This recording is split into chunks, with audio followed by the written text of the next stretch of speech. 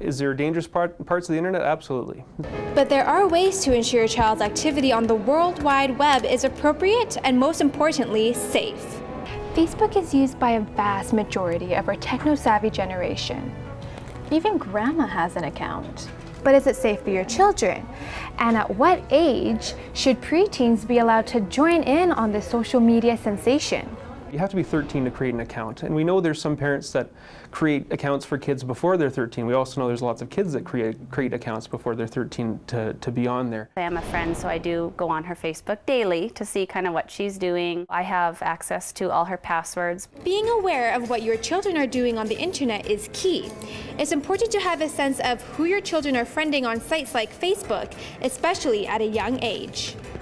You should be there as well, and you should be one of their friends listed so you can see what's going on. My daughter, who's 12, she has access to Facebook, but she has to ask me permission before she can add friends. I have to know who they are. They have to be either a friend of mine or someone I know. This ensures that 12-year-old Tegan isn't obliviously adding people she thinks she knows or would like to know based on a profile picture, a common scheme used by internet predators. If you're not their friends or family, you won't know the ages of the people. While some parents install programs to block certain sites, Sarah explains a different method to track her children's online activity. I have access to all her passwords. Both my children have email accounts, so for their iPods.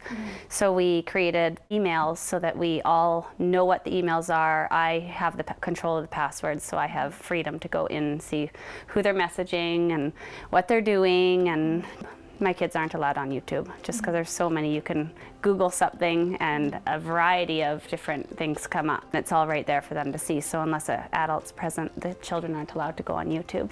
Creating an open environment allows parents to be aware of when your children are online and what they are doing. It's not something that's in the bedroom and they don't know what's going on with their children and their computers. I really like to limit my children's access to TV, computers, things like that, and get them outside. It's taking away from family fun, family activities. With all the precautions parents have to look out for, there are still perks for your children to have internet access. The internet is a great tool for her at school. She's always on there and accessing for resources and reports, and just she uses it as a research tool on almost anything. I usually go on to see our breeders' dogs, and I use it at school to help with like reports and essays. It is faster on the internet, but there are dangers and stuff on the internet.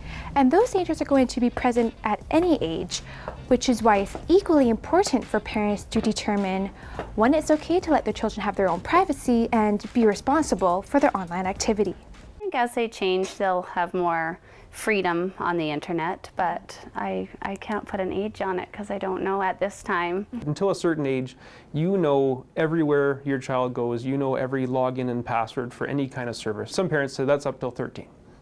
From 13 to 17 or 18, what you do is you have an envelope that lives on the fridge, and the child will put in their service, their username, and their password, and that goes into the envelope. Seal the envelope, you sign the envelope. On a monthly basis, you open the envelope up together, you pull one of them out and just check to see that the password works. It's all about building a mutual foundation of trust. So you're building trust with your child. And in the case of an emergency where parents need to get in, you rip open that envelope outside of your agreed upon time and you go and check and you make sure things are okay. And if you want to learn more about safety and technology, visit the School District 60 website and just follow the links below. For Parenting 101, I'm Kyla Corpus.